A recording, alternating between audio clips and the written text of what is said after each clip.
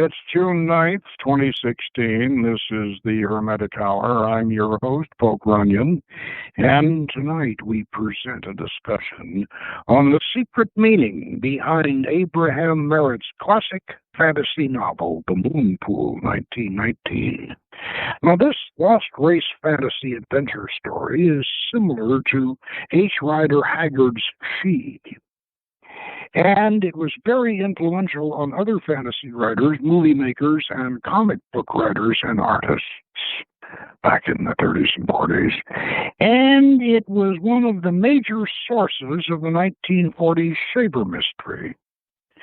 Moonpool is based on the idea that the moon was pulled out of the earth 500 million years ago when our young world was in a molten state, leaving huge cavity in the area of the Central Pacific, which sealed itself over and eventually became a vast airfield cavern under the ocean, a subterranean world with its own flora, fauna, and people.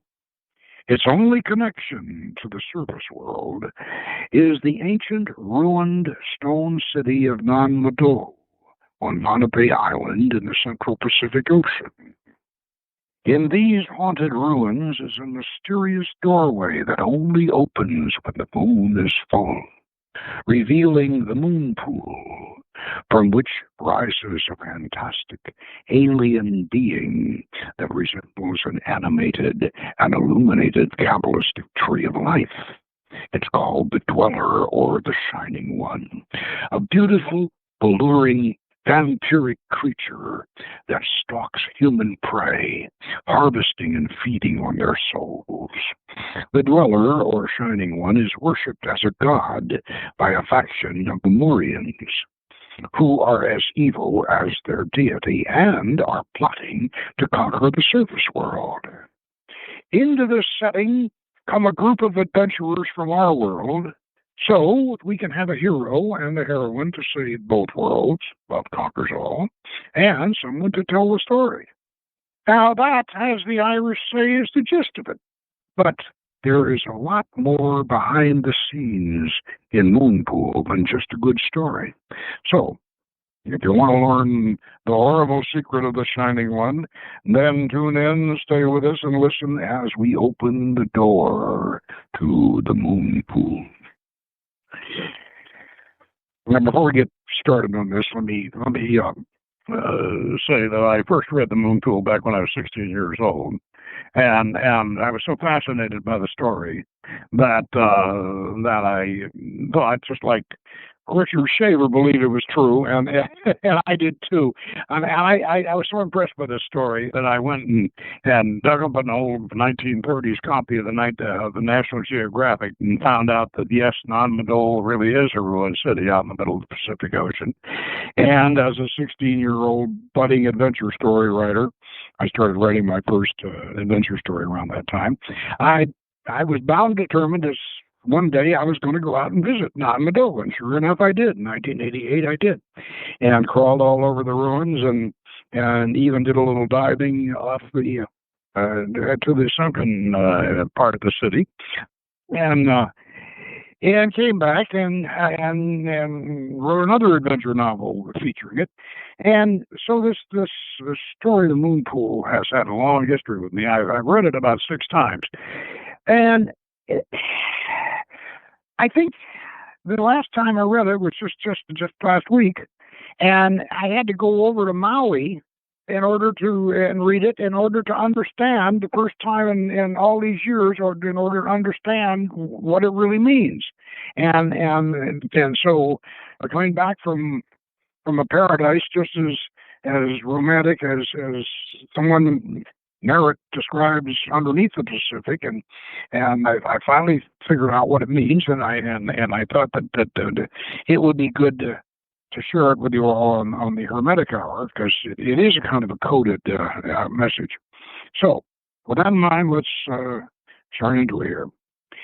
So 2 years ago, on June 26, 2014, we featured Abraham Merritt, Grand Master of Magical Fantasy, on the Hermetic Hour. Now, Merritt who was born in 1884 and died in 1943, was an American journalist who wrote fantasy adventure stories as a hobby. He also raised orchids and other exotic plants, collected a library of occult books, studied the mythology and folklore of the ancients and the Orient, and studied the works of Helena Blavatsky, from whom he derived some of his ideas for his first novel, The Moon Pool, and the rest of his novels, too. I suspect he also read church words because the Moon Pool's lost world is called Muria, which is halfway between Churchward's Mu and Blavatsky's Lemuria. Now, as we mentioned above, he was influenced by H. Rider Haggard, and all of his lost race stories all Merritt's lost race stories, have a mysterious princess or priestess who either loves or hates the hero, but always manages to be glamorous in the process. Now, Merritt uses academics doing field research as authoritative protagonists and narrators of the story. Merritt could easily have created Indiana Jones and may well have influenced Jones's creation. Many of Merritt's characters fit the mold of the pistol-packing archaeologist. Now, we should keep in mind that Merritt worked for a William Randolph Hearst magazine, The American Weekly, which was somewhat sensationalist and reflected Hearst's prejudices and political opinions, which at the time Moon Pool was written included anti-Semitism and anti-communism. However, in Hearst and Merritt's defense, we should remind you that in 1919 and 1920, America and Germany were both under attack by Russian Bolshevik terrorist immigrants, many of whom were Jewish. Before we get into how this may have colored the Moon Pool story, we need to familiarize ourselves with the story itself. Grasping the plot and the writer's agenda is difficult, mainly because of the author's florid and purple prose writing style. Reading Merritt is like eating rum-soaked chocolate cake. You know you enjoyed it, but you can't remember how many mouthfuls it took you to finish it. Merritt's prose is dreamlike. You have to surrender to it and go with the flow of the words and the images, the sounds and the feelings they evoke. Now, since my first reading at age 16, I have read Moon Pool at least 6 times and could remember the story only as a sequence of fantastic images and exotic motifs. However, my 6th reading, while relaxing in a Pacific paradise as beautiful as the one Merritt describes, enabled me to recover the story itself, finally realize what they symbolized and what was really going on down in Muria, that it was a mirror and a reflection of what was going on up in our surface world at the same time. Now, Dr. Walter Goodwin is a botanist, and he tells the story. He has come to the South Pacific to meet and assist his colleague, the archaeologist Dr. David Throckmorton, and his team excavating the ruins at Nan Modal on Pohnpei. Now, Godwin meets Throckmorton down in New Guinea. Throckmorton is terribly ill, branded with a strange white discoloration of his flesh. He reports that his wife and 2 other members of his party have been taken by a strange supernatural being that travels in the light of the full moon. Throckmorton believes that his wife and the others are imprisoned behind a secret door in a stone wall in the Nan Modal ruins, a door that only opens when the full moon shines down on it. So they sail for Australia to obtain the equipment they will need to force an entrance to the chamber of the Moon Pool. Now, Goodwin humors Throckmorton, but on a full moon night, the dweller arrives like a glowing, floating man-o'-war jellyfish. The creature seizes the archaeologist on the deck of the ship, pulls him off the deck, and flies away with him into the night. Anticipating his fate, Throckmorton had pledged Goodwin to continue the quest to open the Moon Pool if he is taken, and to try to rescue the prisoners. Goodwin has agreed. He continued on to Australia to obtain the necessary equipment and resume the expedition. I digress a little bit here. The equipment that he needs is called Berkwell condensers, devices that actually condense moonlight. And Merritt's scientific footnotes in this story are really fascinating, and it's very convincing. And so he's off. After Throckmorton is taken, he's off to Australia to pick up the Berkwell condensers, the moonlight, which they'll need to open the door to the moon pool. Now, on the way up to Pohnpei, Goodwin's schooner overtakes a sloop whose master, Olaf Haldrickson, has lashed himself to the wheel. Olaf tells Goodwin that the Shining Devil, the Dweller, has taken his wife and his daughter. Now, the distraught Viking joins up with Goodwin as his only hope of rescuing his family. Now, Goodwin's next acquisition is a downed Royal Navy pilot clinging to the wreckage of his seaplane. Larry O'Keefe is an Irish-American who joined up with the RAF, which in those days was the Royal Flying Corps, early in World War I because he wanted to be a fighter pilot and transferred to the Royal Navy after the armistice.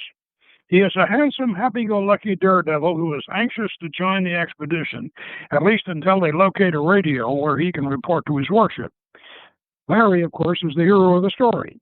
He is steeped in Celtic mythology and Irish folklore, but he is a stereotyped New York Irish American. He represents the British-American alliance against Germany and then the Bolsheviks following the war. Olaf Haldrickson represents Northern Europe. Walter Goodwin and David Throckmorton represent the British and American scientific community. Now, when they reach Nan Modal, they encounter the villain of the surface world, a Russian scientist named Marakhanov, who is a fanatical Bolshevik, and he is seeking the ancient secrets of the moon pool to aid the Soviet cause of world domination, and makes no secret of his intentions. And after he teams up with the evil Murians down in the cavern world below the moon pool, Marakhanov even offers Larry O'Keefe rulership of the English-speaking world if he will throw in with the Murian Communist Alliance. Now, after this ill-matched group enters the moon pool, they encounter Lakla, the beautiful handmaiden of the silent elder gods. She takes an immediate liking to Larry. It's love at first sight for both, but she soon disappears. Now, down in Muria, the group encounters the evil faction who worship the Shining One. Now, these Murians are led by the beautiful priestess Yolara and her consort, the evil Lugur, the Voice. Now, they're blonde, lording it over a dark-haired slave race, whom they regularly feed to the Dweller in a rite of human sacrifice called Dancing with the Shining One. They have ancient high-tech weaponry resembling lasers and anti-gravity disruptors. They are plotting to conquer the surface world, and they form an alliance with Marakhanov. Now, let me mention that Mara is the Buddhist god of destruction, and hence Marakhanov is his offspring. Yolara is glamorous and seductive. She goes all out to seduce the handsome Larry and tries to trick him into a marriage, but he breaks out of her clutches, rescued by his true love, Lakla, the handmaiden of the Silent Ones. She takes Larry, the good guys, Goodwin, of course, is another play on words, and Olaf to meet the elder gods, the Silent Ones. The three great bird-like creatures, like statues in their throne chamber, 2 male and 1 female. They explain, channeled by Lakla, how the subterranean world and its peoples evolved, and how they themselves created the Shining One.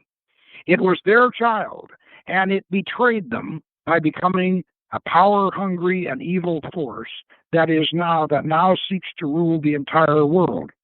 below the surface and above the surface. It had to be stopped.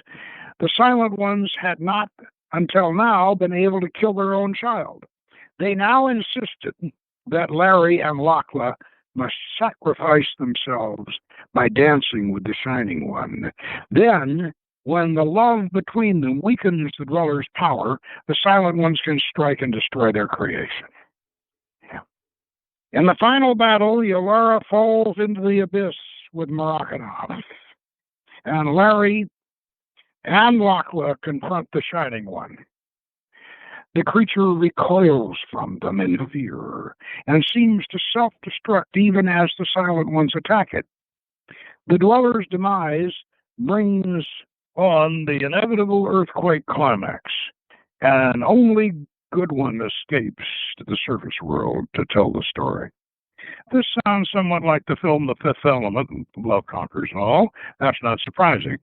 But what is surprising is that the Shining One is derived from the Kabbalistic tree of life. Now, this was obvious. With the light of the planetary spheres reflecting down through lunar Yesod in the pool below the Gulf, which is the Gulf of Nepesh, and the Dweller, which is the Otkaim, is the child of the elder gods, and they of course represent Father El, Mother Asherat, symbolized in this case in their Celtic mode as the Tuatha De Danann of Larry's heritage. Now, the Jewish association is uncomfortable, but at the time the book was written, most Bolsheviks were assumed to be Jewish, and Marakanov needed an evil underworld god, in contrast to the rest of the myth symbols of the other characters. Now, in this case, Merritt was hewing toward Blavatsky, who was not fond of the Kabbalah, and to his boss, William Randolph Hearst. So, William Randolph Hearst was not only somewhat anti-Semitic, he also created the Yellow Peril, if you remember. So I believe Merritt can be forgiven, and just like Lovecraft, who was influenced by Merritt, by the way, and Lovecraft, was something of a racist in those days, and Merritt was a creature of his time. In any case, being absorbed into the matrix of the Shining One was described as an ecstatic and a horrifying experience. Well, perhaps there's some truth in that. So that's the synopsis of the story. Now, what I would like to do is to let you experience some of this by reading certain selections from the Moon Pool, so you can get some of the feeling of this. And so let's start with the end of the Moon Pool. That's when they first go in and find the Moon Pool and describe it. It only takes one each night, Edith pleaded. Beloved, let it take me. And Throckmorton says, I wept, Walter. We both wept. We will meet it together, she said. And it was thus at last that we arranged it. And that took great courage indeed, Throckmorton, I interrupted. He looked at me eagerly. You do believe then, he exclaimed. Well, I believe, I said, Walter said. He pressed Throckmorton's hand with a grip that nearly crushed it. Now, he told me, I do not fear, and if I fail, you will follow me and help, I promised. We talked it over carefully. He went on. Bringing to bear all our power of analysis and habit of calm scientific thought, we considered minutely the time element in the phenomenon. Although the deep chanting, that was the chanting of the Pohnpei natives, began at the very moment of moonrise, fully 5 minutes had passed between its full lifting and the strange sighing sound from the inner terrace. I went back in memory over the happenings of the night before.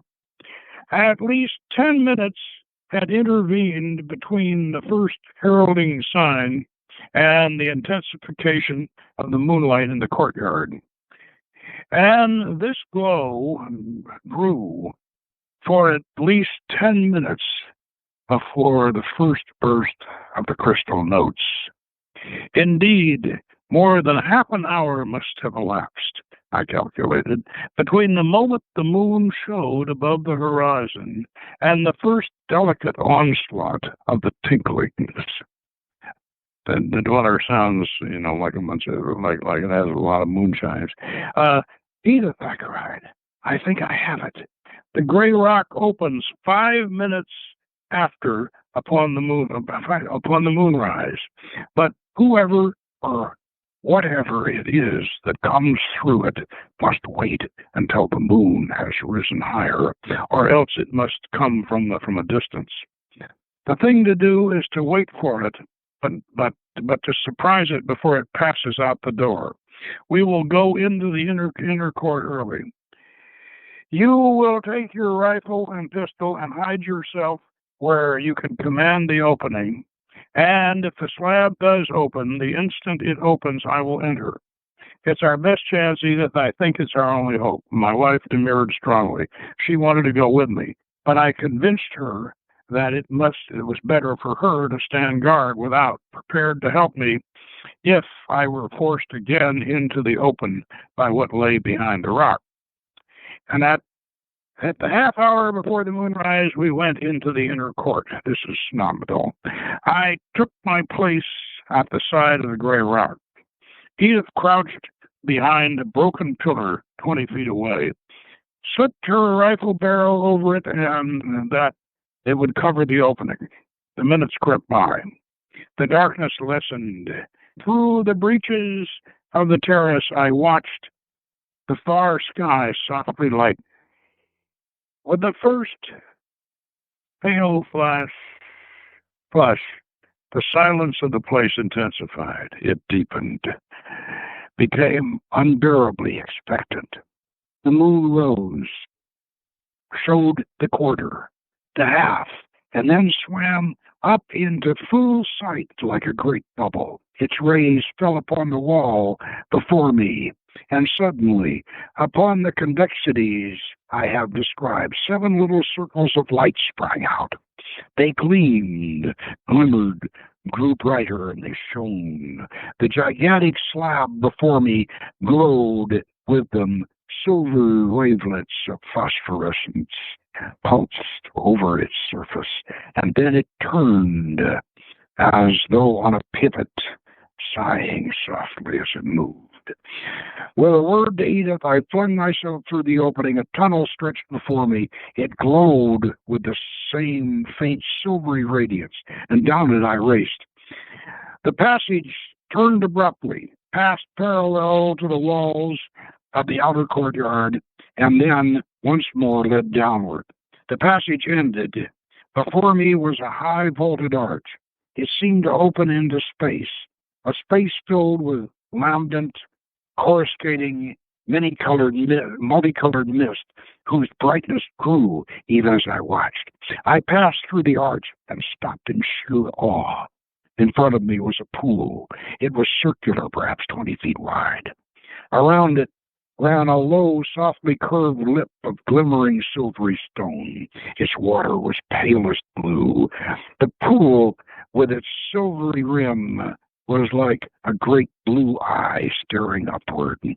Upon it streamed 7 shafts of radiance, and they poured down upon the blue eye like cylindrical torrents, and they were like shining pillars of light rising from a sapphire door. One was the tender pink of the pearl, one was the aurora's green, a third was a deathly white, the fourth the pale in mother of pearl, a shimmering column of pale amber, a beam of amethyst, a shaft of molten silver. Such are the colors of the 7 lights that stream upon the moon pool. I drew closer, awe-stricken. The shafts did not illumine the depths. They played upon the surface and seemed there to diffuse and melt into it. The pool drank them.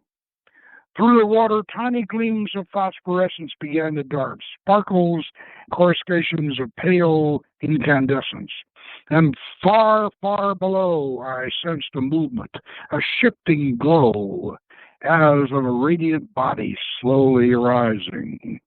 I looked upward, followed the radiant pillars to their source, and far above were 7 shining globes.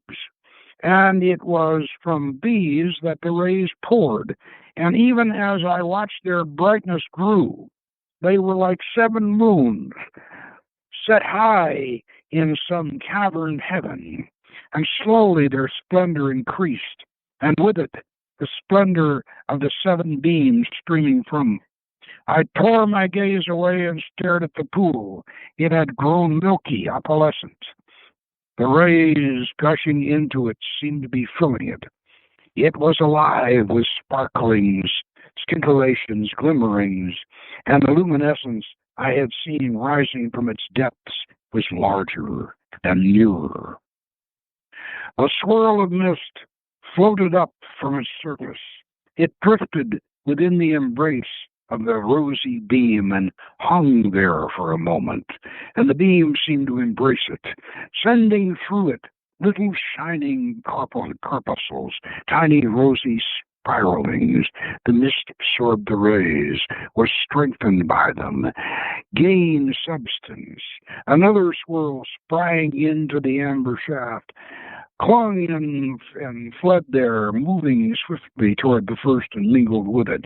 And now other swirls arose here and there, too fast to be counted, hung poised in the embrace of the light streams, flashing and pulsing into each other. Thicker and thicker still they rose until over the surface of the moon pool was a pulsing pillar of opalescent mist, steadily growing stronger, drawing within it life from the 7 beams falling upon it, drawing to it from below the darting incandescent atoms of the pool, and into its center was passing the luminescence, rising from the depths. The pillar glowed and throbbed and began to send out questioning swirls and tendrils. And there, forming before me, was that which had walked with Stanton, that which had taken Flora, the thing that I had come to find. My brain sprang into action. My hand threw up the pistol, and I fired shot after shot into the shining core. And as I fired, it swayed and shook and gathered again. I slipped a second clip into the automatic, and another idea coming to me, I took careful aim at one of the globes in the roof, and from thence I knew came the force that shaped this dweller in the pool, and from the pouring rays came its strength. If I could destroy them, I could check its forming. I fired again and again, and if I hit the globes, I did no damage. The little motes in their beams danced with the motes in the mist, and troubled not at all. But up from the pool, like little bells, like tiny bursting bubbles of glass, swarmed the tinkling sounds, their pitch higher, and their sweetness lost, angry. And out from the inexplicable swept a shining spiral. It caught me above the heart, wrapped itself around me. There rushed through me a mingled ecstasy and horror. Every atom of me quivered with delight and shrank with despair. There was nothing loathsome in it, but it was as though the icy soul of evil and the fiery soul of good had stepped together within me. The pistol dropped from my hand. So I stood while the pool gleamed and sparkled. The streams of light grew more intense, and the radiant thing that held me gleamed and strengthened. Its shining core had shape, but a shape that my eyes and brain could not define. It was as though a being of another sphere should assume what it might of human semblance, but was not able to conceal what human eyes saw was but a part of it. It was another man. It was neither man nor woman. It was unearthly and androgynous. And even as I found its human semblance, it changed, and still the mingled rapture and terror held me, and only In a little corner of my brain dwelt something untouched, something that held itself apart and watched. Was it my soul? I have never believed, and yet, and over the head of the misty body there sprang suddenly out 7 little lights, and each was the color of the beam beneath which it rested, and I knew now that the dweller was complete. I heard a scream. It was Edith's voice. It came to me that she had heard the shots and followed me. I felt every faculty concentrate into a mighty effort. I wrenched myself free from the gripping tentacle and swept it back, and it swept back. I turned to catch Edith, and as I did so, slipped and fell, and the radiant shape above the pool leaped swiftly, and straight into it raced Edith's arms outstretched to shield me from it. Oh, my God. She threw herself squarely within its splendor. Throckmorton whispered. It wrapped its shining self around her. The crystal tinklings burst forth jubilantly. The light filled her, ran through and around her as it had with Stanton, and dropped down upon her face, the look. But her rush had taken her to the very verge of the moon pool. She tottered and fell, and with the radiance still holding her, still swirling and winding around and through her into the moon pool, she sank.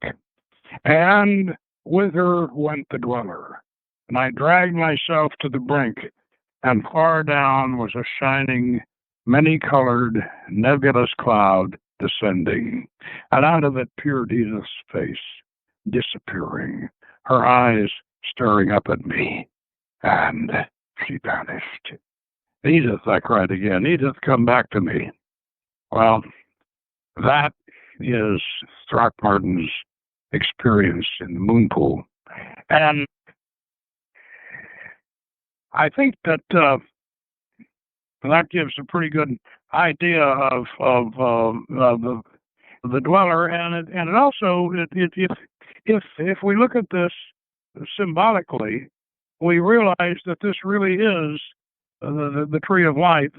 Obviously, you know, the planetary spheres are, and then of course they reflect down through the moon, and the tree of life, all of them come down through the moon, and as we have noted many times, and as you know, and both the Zohar and the Pictrix confirm that Yesod is the reflector of all of the spheres of the tree of life come down into Yesod, and then, you know, below Yesod, of course, is the Gulf of Nefesh, and so Merritt certainly derived the dweller from the Kabbalistic tree of life. There's no doubt about that. Let me next get to Goodwin explaining his theory of the moon pool and all. He's explaining it to Larry O'Keefe, who he's just picked up, you know, out of the ocean. And so he's trying to explain this whole thing to Larry. Larry's very cynical. One of the things about O'Keefe in the story is, he's very important because he symbolizes, you know, he is the hero, and he symbolizes America in being an Irish American, you know, and an Irish American who just happens to be a British flyer. So he's kind of representing the British and American alliance, both in World War I and the later World War II. But so Goodwin is describing making his theory. And I know how hard it is, Larry, I answered, and I don't think I have any idea that the phenomenon is supernatural in the sense spiritualists and table turners have given to that word. I do think it is supernatural, supernormal, energized by a force unknown to modern science. But that doesn't mean I think it outside the radius of science. And tell me your theory, Goodwin, he said. I hesitated, for not yet had I been able to put into form to satisfy myself any of the explanations of the dweller. And I think, I hazarded finally, it is possible that some members of that race peopling the ancient continent which we know existed here in the Pacific, have survived. Now, we know that many of these islands are honeycombed with caverns and vast subterranean spaces, literally underground lands running in some cases out far beneath the ocean floor. And it's possible that for some reason survivors of this race sought refuge in the abysmal spaces, one of whose entrances is on the islet where Throckmorton's party met its end. Now, as far as their persistence in these caverns, we know they possessed a high science, and they may have gone far in the mastery of certain universal forms of energy, especially that we call light. And they may have developed a civilization and a science that is more advanced than ours. And what I call the dweller may be one of the results of that science. Now, Larry, it may well be that this lost race is planning to emerge again upon the Earth's surface and is sending out the dweller as a messenger, a scientific dove of the ark. I choose to overlook Larry said that. I said, you scientific dove of the ark, and I chose to overlook the banter at his question. Did you ever hear of the Chamats? I asked him, and he shook his head.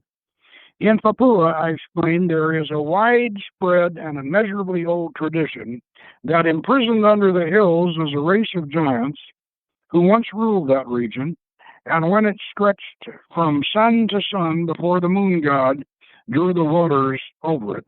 And I quote from the legend. Not only in Papua, but throughout Malaysia, you will find this story. And so the tradition runs, that these people, the Chamats, will one day break through the hills and rule the world, make over the world, in the literal translation of the constant phrase of the tale. And it was Herbert Spencer who pointed out that there is a basis of fact in every myth and legend of man. And it's possible that these survivors I'm discussing form Spencer's fact basis for the Malaysian legend. Now, this much is sure. The moon door, which is clearly operated by the action of the moon rays upon some unknown element or combination, and the crystals through which the moon rays pour down upon the pool, their prismatic columns are humanly made mechanisms. So long as they are humanly made, and so long as it is this flood of moonlight from which the dweller draws its power of materialization, the dweller itself, if not the product of the human mind, is at least dependent upon the product of the human mind for its appearance. Wait a minute, Goodwin, interrupted him Keith. Do you mean to say that you think that this thing is made of, well, moonshine? Moonlight, I replied, is, of course, reflected sunlight. But the rays which pass back to the Earth after their impact on the moon's surface are profoundly changed. The spectroscope shows that they lose practicality. Practically all of the slower vibrations we call red and infrared, while the extremely rapid vibrations we call the violet and the ultraviolet are accelerated and altered. Many scientists hold that there is an unknown element in the moon, perhaps that which makes the gigantic luminous trails that radiate in all directions from the lunar crater Tycho, whose energies are absorbed and carried by the moon rays. At any rate, whether by the loss of the vibrations of the red or by the addition of this mysterious force, the light of the moon becomes something entirely different from mere modified sunlight. Just as the addition or subtraction of one other chemical in a compound of several makes the product a substance entirely different, of different energies and potentialities. Now, these rays, Larry, are given perhaps still another mysterious activity by the globes through which Throckmorton said they passed in the chamber of the moon pool. The result is the necessary factor in the formation of the dweller. And there would be nothing scientifically improbable in such a process. Kubatsky, the great Russian physicist, produced crystalline forms exhibiting every faculty that we call vital by subjecting certain combinations of chemicals to the actions of highly concentrated rays of various colors, sending in something in light and nothing else produce their pseudo-vitality. We do not begin to know how to harness the potentialities of that magnetic vibration of the ether we call light. Listen, Doc, said very earnestly, I'll take everything you say about this lost continent and the people who used to live on it and their caverns for granted. But by the sword of Brian Boru, you'll never get me to fall for the idea that a bunch of moonshine can handle a big woman such as you say Throckmorton's Flora was, or they have such a two-fisted man such as you say Throckmorton was, nor Eldrickson's wife, and I'll bet she was one of those strapping big northern women too. And you'll never get me to believe that any bunch of concentrated moonshine could handle them and take them waltzing off along the moonbeam back to wherever it goes.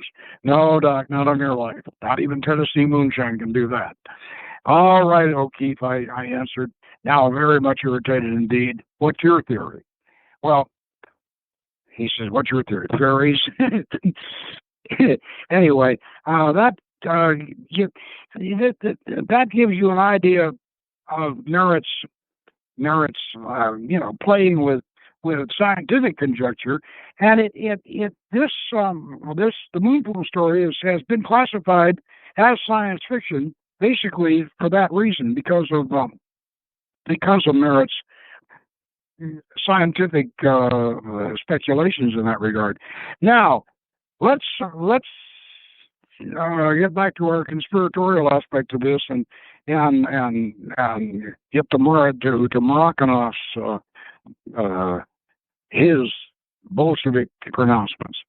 And here in a chapter called "The Flame-Tipped Shadows," Murakanov reveals his. And this is before they ever get down there to Moria, and he says, I have a proposal to make to you. It is this. We are what you call in a bad boat. All of us are in it. We need all hands. Is it not so? Let us put together our knowledge and our brains and resources. And even a punch like a mule is a resource. He looked wickedly at O'Keefe. And pull our boat into the quiet waters again. And after that, all very well, Murakanov, interjected Larry, but I don't feel very safe in any boat with somebody capable of shooting me in the back. Murakanov waved a depreciatory hand. It was natural that, he said. Logical, there is a very great secret, perhaps many secrets to my country, invaluable. He paused, shaken by some overpowering emotion. The veins in his forehead grew congested. The cold eyes blazed and the guttural voice harshened. I do not apologize and I do not explain, Murakanov. But I will tell you, here is my country sweating blood in an experiment to liberate the world. And here are the other nations ringing us like wolves and waiting to spring at our throats at the least sign of weakness. And here are you, Lieutenant O'Keefe of the English Wolves, and Dr. Goodwin of the Yankee Pack. And here in this place may be that which will enable my country to win its war for the workers. What are the lives of you two and the sailor to that? Less than the flies I crush with my hand, less than the midges in the sunbeam. He suddenly gripped himself. But that is not now the important thing, he resumed almost coldly.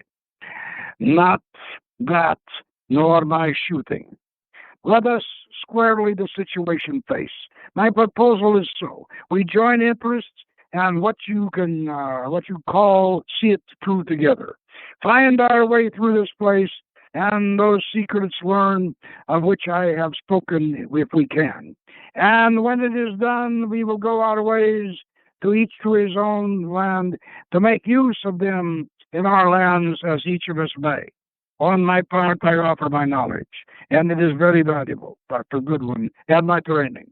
You and Lieutenant O'Keefe do the same, and this man Olaf, what he can offer of his strength. For what I do not think his usefulness lies in brains, no? In effect, Goodwin broke in Larry, as I hesitated.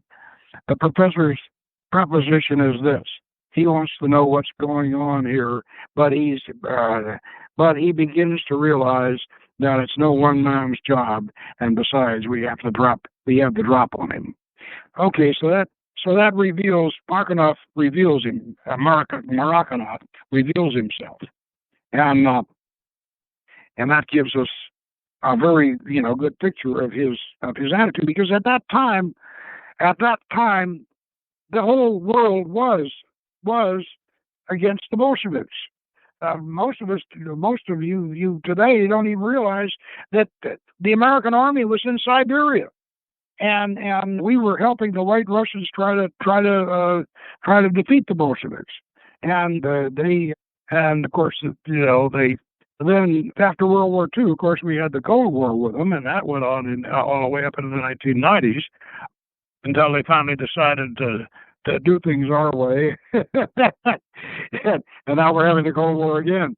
But now, let's skip to the silent ones here that Lakla, the beautiful handmaiden, finally introduces them to, and then this is toward the end of the book.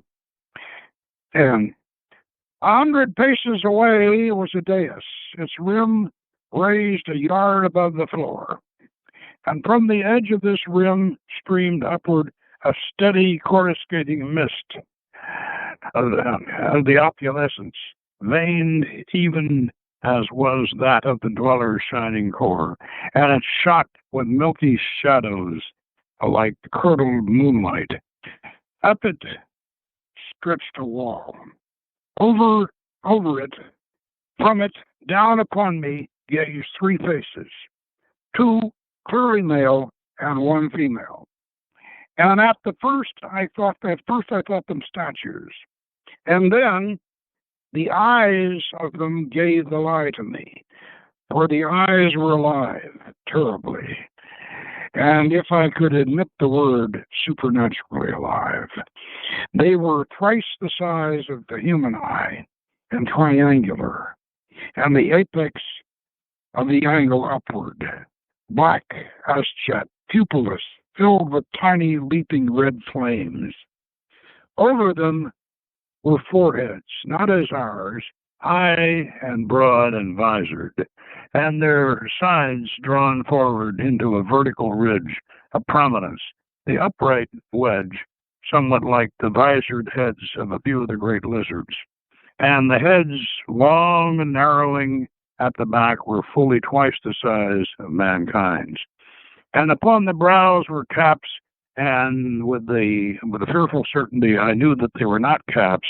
There were long, thick strands of gleaming yellow feathered scales, thin as sequins, sharp, curving noses like the beaks of giant condors, mouths thin, austere, long, powerful, pointed chins, the flesh of the faces white as the whitest marble, and breathing up to them, covering all their bodies, the shimmering, curdled, misty fires of opulescence. Olaf stood rigid. My own heart leaped wildly. What were these beings?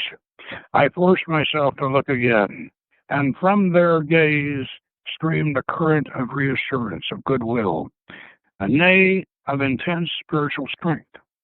I saw that they were not fierce, not ruthless, not inhuman, despite their strangeness. No, they were kindly in some unmistakable way, benign and so sorrowful. I straightened, gazed back at them fearlessly. Olaf drew a deep breath and gazed steadily, too. The hardness and the despair wiped from his face. Now Lockwood drew closer to the dais, and the three pairs of eyes searched hers. The woman with an ineffable tenderness, the woman's face with an ineffable tenderness. Some messages seemed to pass between the three and the golden girl. And she bowed low and turned to the Norseman. Now, Larry is unconscious. He's been wounded. He's unconscious, and Olaf's carrying him.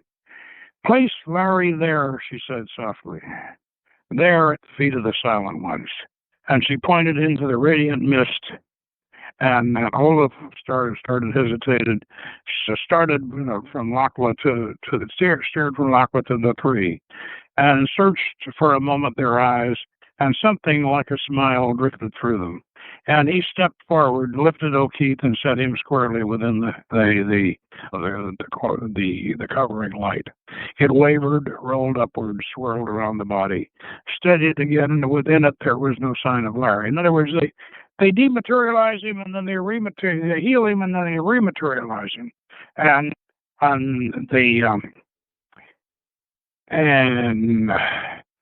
what we should read now is their description, the Silent Ones, which are, as I say, the elder gods. By the way, they were formed in the center of the earth. And they didn't come from these. They're even though they seem alien, they came from the center of the earth, and so they are the gods. They are the elder gods of the planet. But now this is chapter 29, the shaping of the Shining One. This is where they describe, the three silent describe how they actually created the dweller. And here again, they speak through Lachlan. She channels them. Now this, she said, is what the Silent Ones have commanded me to tell you too. To you, Larry, that knowing you may weigh all things in your mind and answer as your spirit bids you a question that the three will ask. And what that is, I know not, she murmured. And I, they say, must answer too, and it frightens me. And that, of course, is the sacrifice. And the three great golden eyes widened, darkened with dread, and she sighed and shook her head impatiently. Not like us, and never like us, she spoke low and wonderingly. Silent Ones say that they nor were those from whom they sprang, like from which we have come. Ancient beyond thought are the Taifu, the race of the Silent Ones.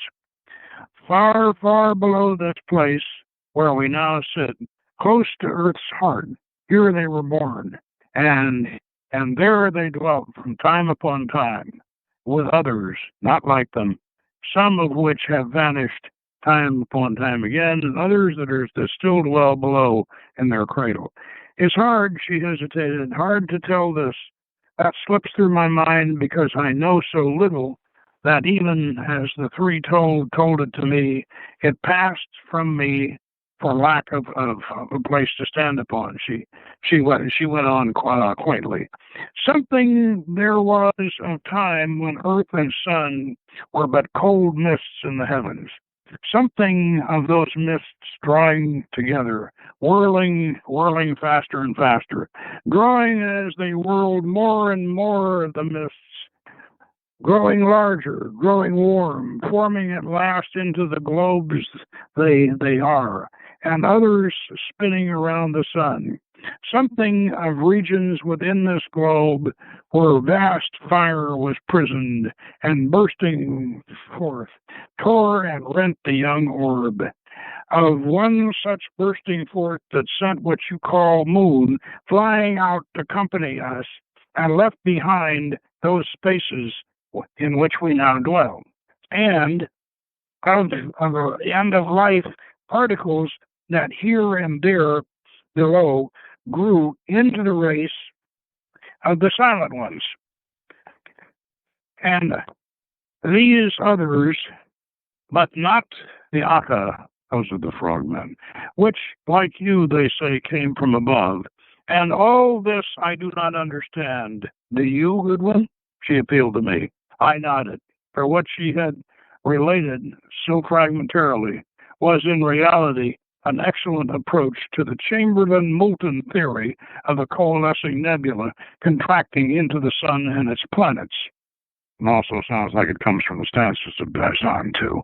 Astonishing was the recognition of this theory, and even more so was the reference to the life particles, the idea of Arrhenius, the great Swede, of life starting on Earth through the dropping of minute life spores, propelled through space by the driving power of light and encountering favorable environment here, developing through the vast ages into man and every other living thing we know.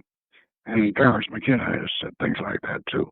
Nor was this incredible that the ancient nebula that was the matrix of our solar system, similar or rather dissimilar particles in all but the subtle essence we call life, might have become entangled and resisted every cataclysm as they resisted the absolute zero of outer space and found in these cavern spaces their proper environment to develop into the race of the silent ones. Only they could tell what else. They say, the handmaiden's voice was sure, they say that in their cradle, near Earth's heart they grew untroubled by the turmoil and disorder that flayed the surface of the globe. And they say it was a place of light, that strength came to them from the Earth's heart, strength greater than you and those from which you sprang ever derived from the sun. At last, ancient beyond all thought, they say again, was this time, and they began to know and to realize themselves, and wisdom came ever more swiftly, and up from their cradle, because they did not wish to dwell longer with those others, they came and found this place. And when all the face of earth was covered with waters, in which lived only tiny hungry things that knew not save hunger and its satisfaction, they had attained the wisdom that enabled them to make paths such as we have just traveled, and to look out upon the waters. And time after time upon time, they went upon the paths and watched the flood recede, and saw great bare flats of steaming ooze appear, on which crawled and splashed larger things, which had grown from the tiny hungry ones. And they watched the flats rise higher and higher, and green life begin to clothe them, and saw the mountains uplift and vanish. And ever the green life waxed, and the things which crept and crawled grew greater, and took different forms, until at last came a time when the steaming mists lightened, and the things which had begun as little more than tiny hungry mouths were huge and monstrous, so huge that the tallest of Mayaka would not have reached to the knee of one of the smallest of them. But in none of these, and none was there real realization. So, for time upon time, the race of the silent ones took the paths no more, and placing aside the half-thought that they had of making their way to the Earth's face, even as they had made their way from beside the Earth's heart, they turned wholly to seeking of wisdom. And after other time, they attained that which killed even the faintest shadow of the half-thought, and for they crept far within the mysteries of life and death, and they mastered the illusion of space, and they lifted the veils of creation and of its twin destruction, and they stripped the covering from the flaming jewel of truth. But when they had crept within those mysteries, they bid me tell you, Goodwin, they found ever other mysteries failing the way, and after they had uncovered the jewel of truth, they found it to be a gem of infinite facets, and therefore not wholly to be read before eternity's unthinkable end. And for this they were glad, because now throughout eternity they and theirs pursued knowledge over ways and the illimitable, They conquered light, light that sprang to their bidding from the nothingness that gives birth to all things, in which lie all things that are and that shall be. And they set radiant lamps within the stones, and the black light. They wove the sheltering shadows, and the shadows the slay. And across from this people, those three, the silent ones, they led them all the wisdom, so that in the three grew pride. This was the creation of the silent. And the three built them this place in which we sit, and the portal in this place, and withdrew to it, and alone the mysterious, alone into the mysteries, and the map alone, and the facets of the truth show. And then there came the answer. Let's see.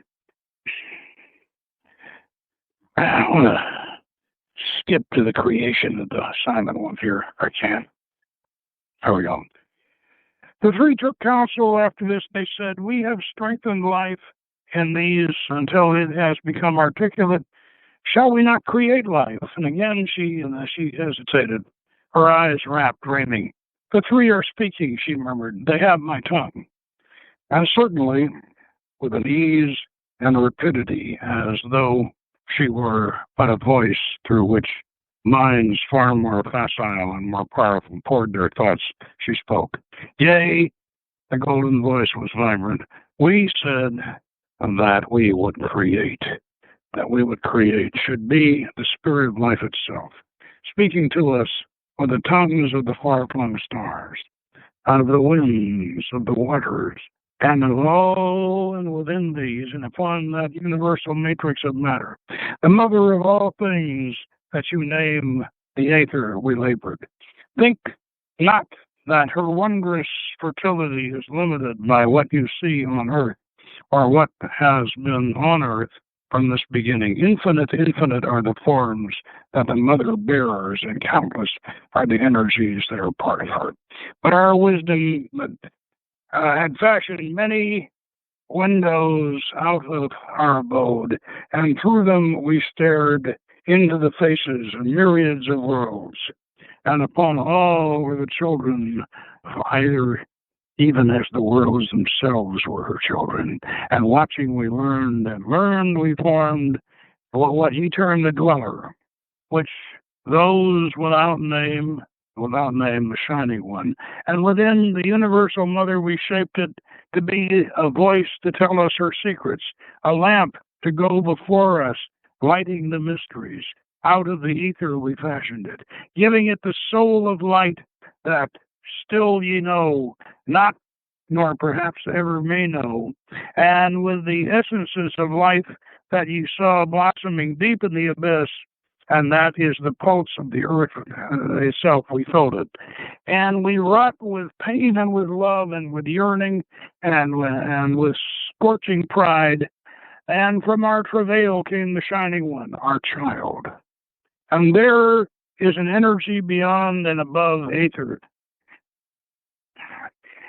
a purposeful sentient force that laps like the ocean, the farthest flung star, that transfuses all and either bears, that sees and speaks and feels in us and in you, and is incorporate in beast and bird and reptile and tree and grass, and all living things, that weeps in rocks and stones and finds sparkling tongue and jewel and star, and all the dwellers within the firmament, and this ye call consciousness.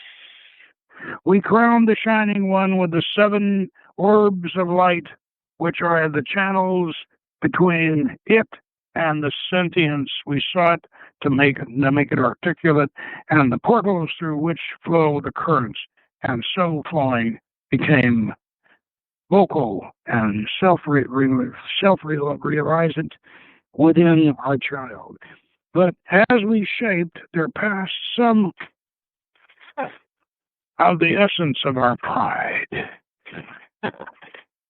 Giving will, we had given power perforce to exercise, and that will for good or for evil, to speak or to be silent, to tell us what we wished of that which poured into it through the seven orbs, or to withhold that knowledge itself. And in forging it from the immortal energies we had endowed it with their indifference. Open to all consciousness, it held within it the pull of utter joy and the pull of utter woe, with all the arc that lies between all the ecstasies and the countless worlds and suns, and all their sorrows, and all that ye symbolize as gods, and all ye symbolize as devils, not negativing each other. For there is no such thing as negation, but holding them together, balancing them, encompassing them pole upon pole. So this was the explanation of the entwined emotions of joy and terror that had changed so appallingly Throckmorton's face and the faces of all the dwellers' slaves. Nan Maiden's eyes grew bright, alert again. The brooding passed from her face. The golden voice that had been so deep found its own familiar pitch. I listened while the three spoke to you, she said. Now the shaping of the Shining One had been long, and travail and a travail, and time had flown over the outer world. And for a space the Shining One was content to dwell here, and to be fed with the foods of light, to open the eyes of the three to mystery upon mystery, and to read for them facet after facet of the gem of truth. And yet, as their tides of consciousness flowed through it, they left behind shadowings and echoes of their burdens, and the Shining One grew stronger, always stronger, of itself, within itself, and its will strengthened, and now not always was it the will of the three. And the pride that was woven into its making waxed, while the love for them, creators, had waned. Not ignorant were the Taithu of the work of the three, and first there were a few, even more and more, who coveted the Shining One, and would have had the three share with them the knowledge it drew from them, but the Silent Ones in their pride would not. And there came a time when its will was now all its own, and it rebelled, turning its gaze to the wider spaces beyond the portal, offering itself to the many there were who would serve it, and tiring of the three, their control of its and their abode. And now the Shining One has its limitations, and even as we. Over water it can pass, through air and through fire it can pass, but it cannot through rock or metal. And so it sent a message, and how I know not, to the Taithu who desired it, whispering to them the secret of the portal. And when the time was ripe, they opened the portal, and the Shining One passed through it to them. And nor would it return to the three, though they commanded it. And when they would have forced it, they found that it had hived and hidden a knowledge that they could not overcome. Now, in other words, the three the three Silent Ones had created the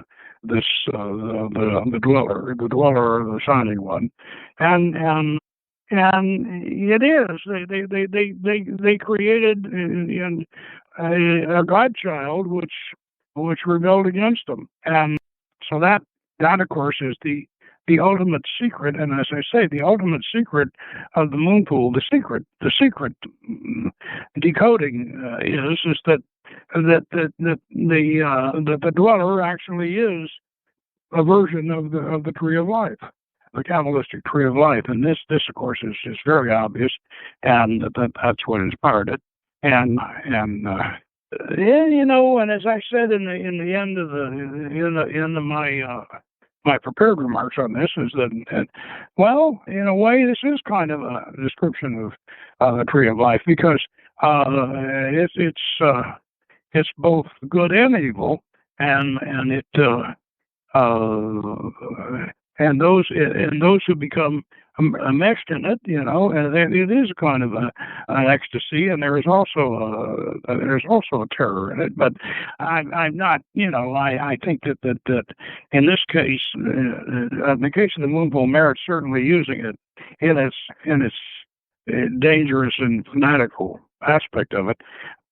So that pretty much wraps up our secrets of the moon pool, and I hope you encourage you to read it, and read it with with its allegories in mind. And next week we have another secret revelation. Our friend Joseph P. Farrell, who we've had on the show before, wrote the Philosopher's Stone. He's an Oxford scholar, and he has come out with a book called Babylon's Banksters: The Alchemy of Deep Physics, High Finance, and Ancient Religion. And this I'll read the back promo on this. We're going to do the show on this next week.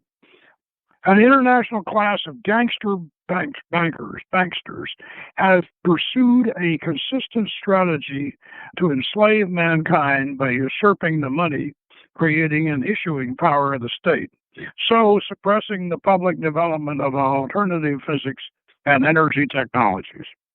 Joseph P. Farrell shows how there is a deep physics behind the astrological charts of the great American economic depressions, and reveals the association of banksters with temples and why the temples were so crucial to the bankers' operations.